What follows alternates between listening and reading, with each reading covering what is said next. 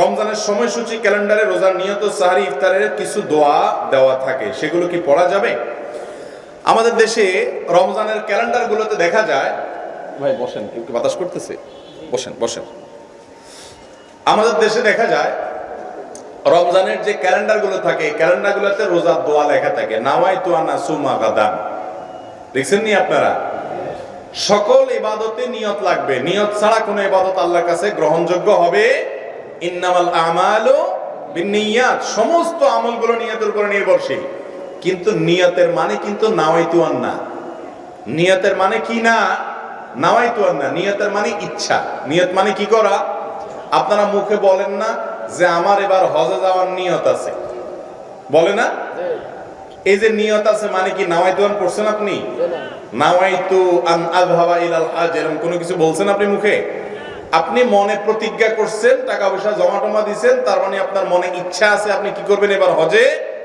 ওই মনের ইচ্ছাটাকেই বলা হয় নিয়ত। মনের ইচ্ছাটাকে কি বলে? আপনি আগামীকাল রোজা রাখবেন বা আজকের দিনে আপনি রোজা আছেন, এই মর্মে আপনি নিয়ত করছেন, বাস এটাই আপনার নিয়ত। মনে যে ইচ্ছা আছে এটাই কি?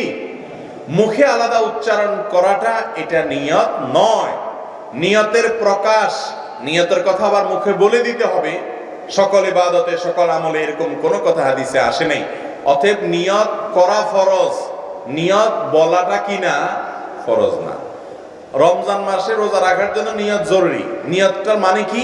আপনার মনে ইচ্ছা আছে যে আমি ভোর রাত্রে উঠবো, সারি খাবো, কালকে রোজা রাখবো, বাস এই যে মনে ইচ্ছা আছে এটাই নিয়ত আছে, বাস হয়ে গেছে।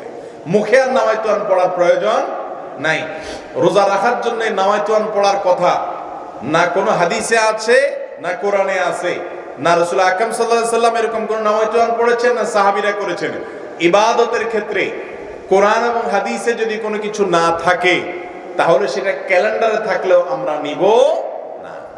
এই জন্য দেখবেন ক্যালেন্ডারে এই নাওয়াইতুয়ানের শেষে কোনো হাদিসের কিতাবের নাম লেখা নাই যে বুখারী শরীফ, মুসলিম শরীফ, আবু দাউদ শরীফ, নাসাই শরীফ, এরকম কিছু লেখা আছে না? দেখিয়েন নাই। কারণ হলো এটার কোনো কি নাই, ভিত্তি নাই। কিন্তু আমরা মনে করি নাওয়াইতুয়ান না পড়লে কি হবে না, রোজা হবে। এটা আমাদের ভুল ধারণা। অতএব এটা থেকে আমাদেরকে বেঁচে থাকার চেষ্টা করতে হবে। ইসলামের নামে কোনো কিছুকে যদি আপনি আবশ্যক বানিয়ে নেন, ইবাদতের সিস্টেম বানিয়ে নেন, অথচ ইসলাম সেটা নির্দেশ না করে, তাহলে এটা পরিত্যাজ্য হবে। বিদায় রোজার নিয়ত আমরা অন্তরে ইচ্ছা করব, অন্তরে সংকল্প করব, সেটাই নিয়ত। মুখে আর নাওয়াইতুয়ান পড়ার প্রয়োজন নাই।